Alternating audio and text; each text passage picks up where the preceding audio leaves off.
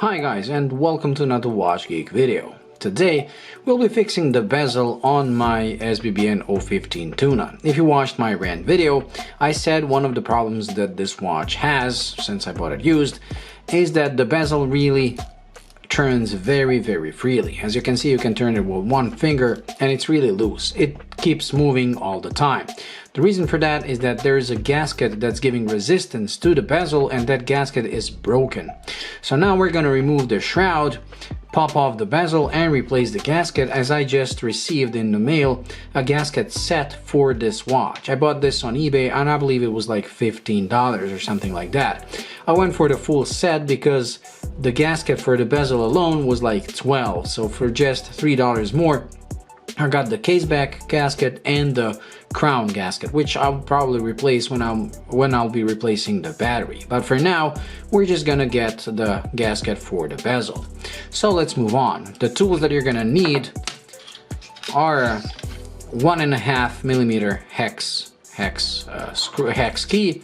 You're gonna need a caseback opener or any other kind of sharp knife to pop the bezel off, and it pops easier than on regular divers watches, but not as easy as on 1000-meter Tunas, where you just remove it once you remove the shroud. And I'll be using this gasket lube, which is pretty cool because you just place the gasket inside, turn it, and it's looped. And I also bought this on eBay for like a couple of dollars, so this is all pretty cheap. So let's now remove the shroud. To remove the shroud on a Tuna, all you have to do is unscrew these 3 hex screws. So let's do it. And please forgive me if I move the watch out of the shot or something like that, because I'm looking at this through the viewfinder of the camera, so that can sometimes be a bit of a hassle, even the simplest of tasks. So let's remove this one.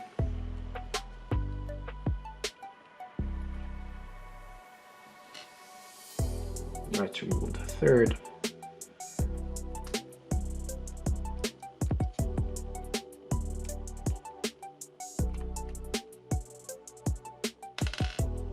There we go. And now, as you will see, the bezel simply slides off like so. This is the bezel. We'll remove it, put it right here, and we'll catch the screws with the bezel so we don't lose them. And this is actually a very rare opportunity to see the watch without the bezel, and I have to admit that even without the bezel it looks pretty cool. It reminds me of the spork because of the shape of the bezel. Now the next step is to pop the bezel off. Now there's always going to be an indent somewhere that shows you where to put the knife, and on this one it's somewhere around 9 o'clock if I remember correctly.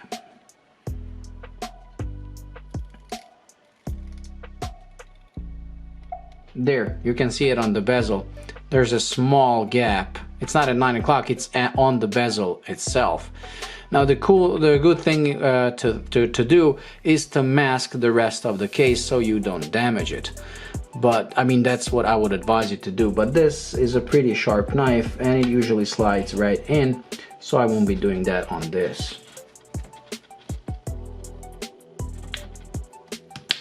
And there. It just popped. Once you remove it, you're gonna see these springs. These are actually the click springs, and they're okay, and their position is what determines how precise the bezel is gonna be. And on this watch it's pretty perfect.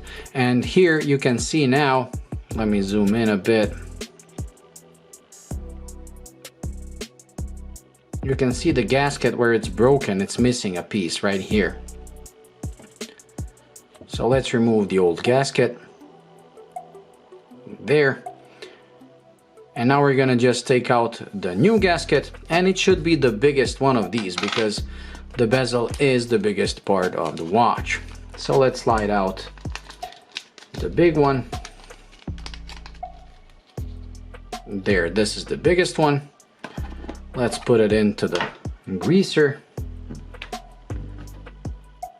So the way you use this is you just place it inside, put it back, and just do this, and it's gonna be perfectly greased. I love this especially since it's incredibly cheap. Now once I remove this, let's place it into the bezel itself. there's a little groove where the bezel is supposed to get in. So I'll just make sure that it sits perfectly in that groove. Also, if your watch is gunked up or anything, now is a good time to clean it, because these things can really pick up a lot of dirt and grime under the shroud because of the way they're constructed. But thanks to the easily removable shroud, it's also very easy to clean them. This one was pretty gunked up, but I already cleaned it when the first time when I was checking why the bezel is not working properly. That is when I discovered that it's actually broken. I mean, the gasket is broken. Now you try to align it as perfect as possible. I'll try to do it like this, and simply use your hands to push it back on. This can sometimes work easily, sometimes not, and it seems that this time it worked like a magic. So now let's try it, and now we have some real resistance. It's completely different. And like I said, the clicks themselves are actually the same because they depend on the click springs. And this one, ever since it came to me, has perfect alignment, as you can see. So each click is perfect, and replacing this bezel gasket is not going to influence it. But it does influence the resistance of the bezel. Now it's slightly tighter, and I actually like it. And now to complete the process, all we have to do is reinstall the shroud. You put it in the same way that you were taking it off, and just screw in the 3 little screws.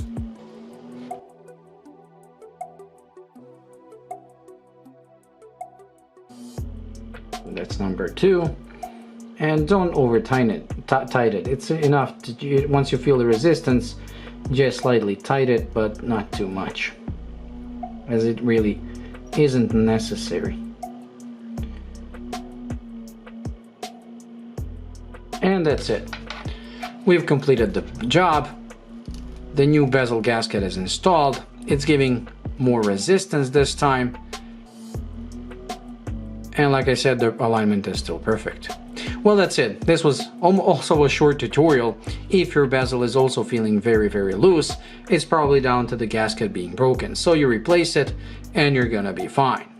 Anyways, that's it. I hope you enjoyed and found this video useful. If you did, please like and subscribe. And until the next video, bye.